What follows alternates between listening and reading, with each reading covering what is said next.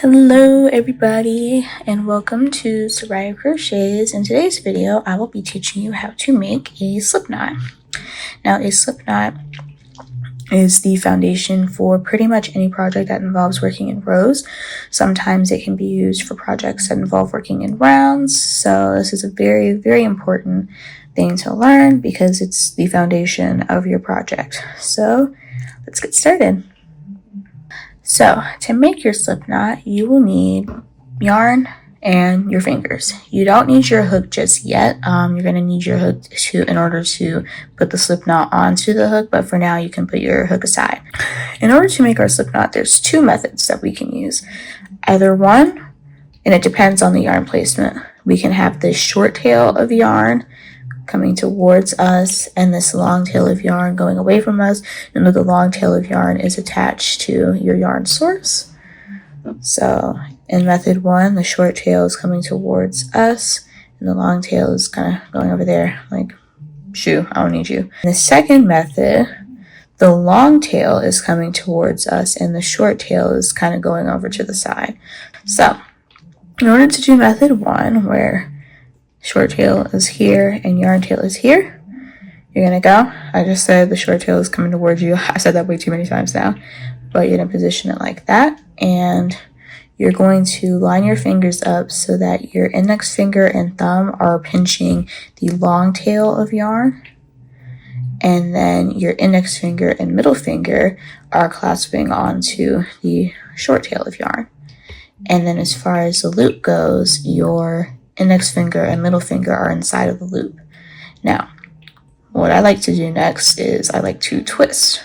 So to twist, this hand goes to the left, so clockwise, and then this hand goes to the right, so counterclockwise.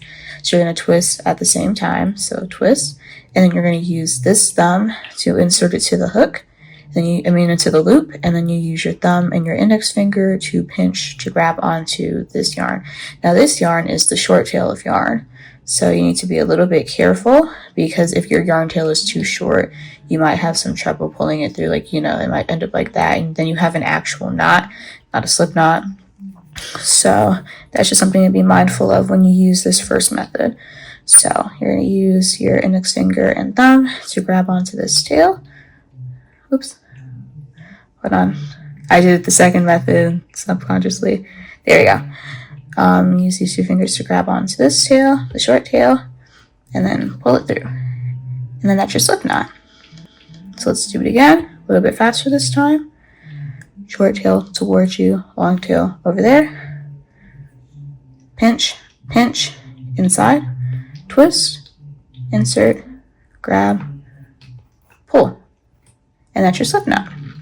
So that's method one.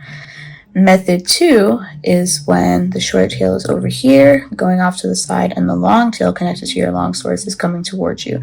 So the same exact rules apply. You're still going to pinch this tail, the tail to your left with your thumb and your index finger, tail to your right with your index finger and middle finger, and you're still going to hold the loop with these two fingers. You're still going to twist, and you're still going to insert your thumb into the loop and use your thumb and your index finger to grab this yarn. The only difference is this yarn, instead of it being the short tail, it's the long tail. So I like this method because in case you made your short tail too short to where it's difficult to pull it through the loop, the long tail, you don't have to worry about that because the long tail is infinite. It could be 100, 200, 300 yards, you can't really mess up with that. But you still pull it through, and then that's it. Just slip knot. We'll do this method one more time. So short tail over here, long tail towards you, pinch, pinch, insert, twist, thumb, whoop, and whoop. There we go. That's your slip knot. Now, to put your slip knot onto your hook, it's really easy. You just take your hook, insert it into the loop, and then you pull on both the long tail and the short tail to tighten the slip knot onto your hook. And that's it. You are now ready to start your project.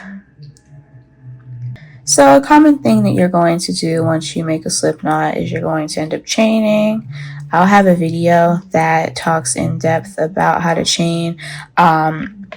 as far as like what a slip knot can be used for, I had mentioned before that it is what you use when you're working in rows. I'll also have a video that tells you the difference between working in rows versus working in rounds, so stay tuned.